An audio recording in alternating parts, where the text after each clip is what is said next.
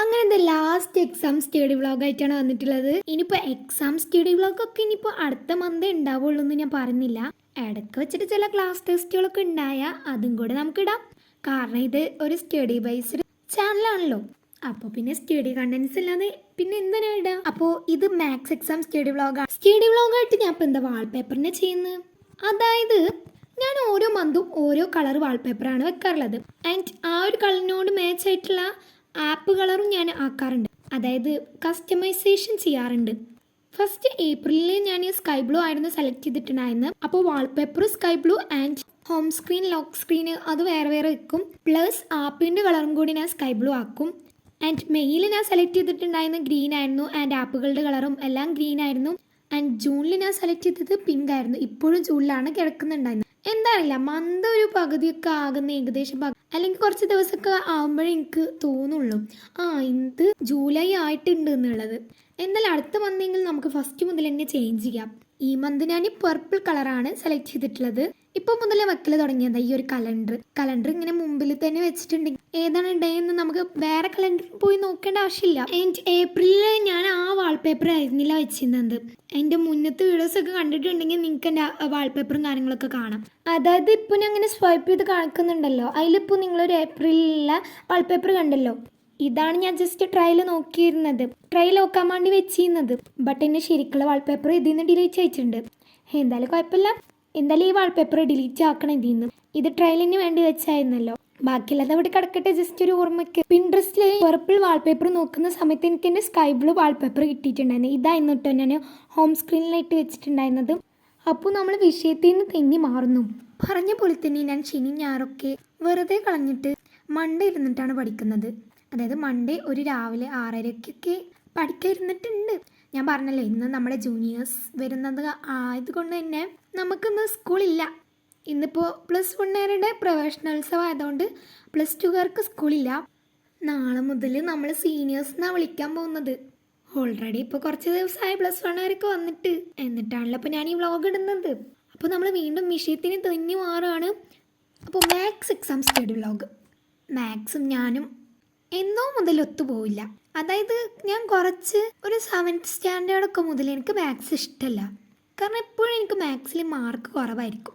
May be ഞാൻ നന്നായിട്ട് പഠിക്കാട്ടായിരിക്കാം, അല്ലെങ്കിൽ എനിക്ക് മാത്സ് പഠിക്കാൻ ഇഷ്ടമില്ലായിട്ടായിരിക്കാം. വെദർ ഇറ്റ് ഈസ് പഠിച്ചല്ലേ പറ്റുള്ളൂ. സോ നമുക്ക് പഠിക്കാം. ആദ്യം തന്നെ ഞാൻ സൈലത്തിലെ റെക്കോർഡഡ് ക്ലാസ് 2.0 കാണാണ്. ഫസ്റ്റത്തെ ബാച്ച് ഞാൻ ഓൾറെഡി കംപ്ലീറ്റ് ആക്കിയിട്ടുണ്ടായിരുന്നു വെക്കേഷനിൽ. അപ്പോൾ 2.0 ഞാൻ മാത്സ് ക്ലാസ് കണ്ടിട്ടുണ്ടായിരുന്നില്ല. അപ്പോൾ ഞാനത് കാണുകയാണ് ഫസ്റ്റ് ഓഫ് ഓൾ. അതിൻ്റെ ഇടയ്ക്ക് എനിക്ക് +2-കാരോടാണ് ചോദിക്കാനുള്ളത്, വാട്ട് അബൌട്ട് ദിസ് ഡേറ്റ്? നിങ്ങൾക്ക് എന്താണ് ഈ ഡേറ്റിനെ കുറിച്ച് പറയാനുള്ളത്? എക്സൈറ്റഡ് ആണോ? വേണ്ട, ഈ വ്ളോഗിൽ ഞാൻ അതിനെക്കുറിച്ച് ഓർമ്മിപ്പിക്കുന്നില്ല. അങ്ങനെ ഞാൻ ആദ്യം തന്നെ ഈ ഒരു 2.0 റെക്കോർഡ് ക്ലാസ് കണ്ടിട്ട് തുടങ്ങാമെന്ന് കരുതി. സോ ഞാൻ റെക്കോർഡ് ക്ലാസ് കാണുകയാണ്.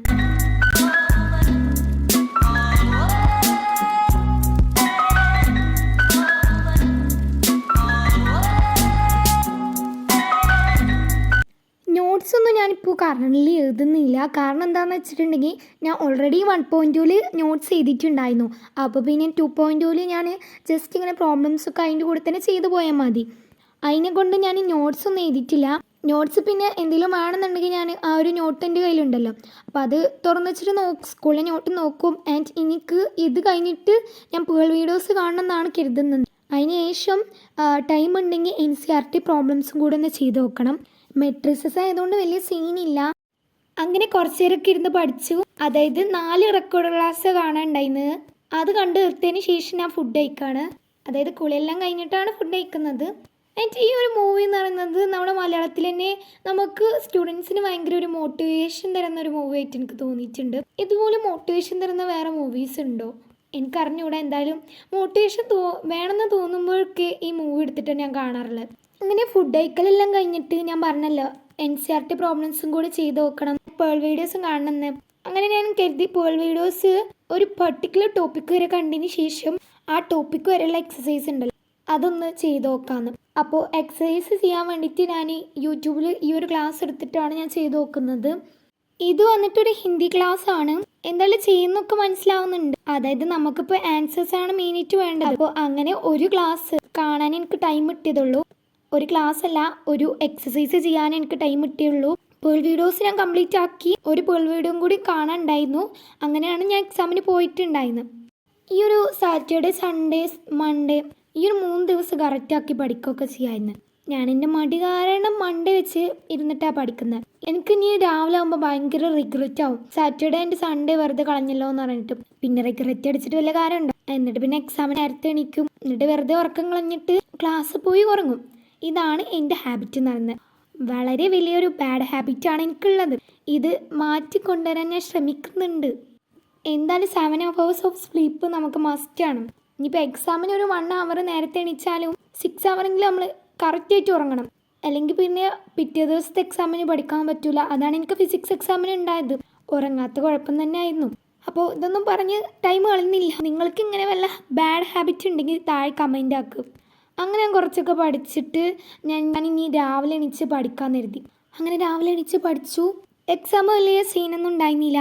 മെട്രിസസ് മാത്രമുള്ളല്ലോ.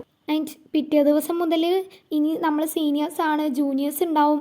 അപ്പോൾ അങ്ങനെയൊക്കെയാണ്. So that's it for today.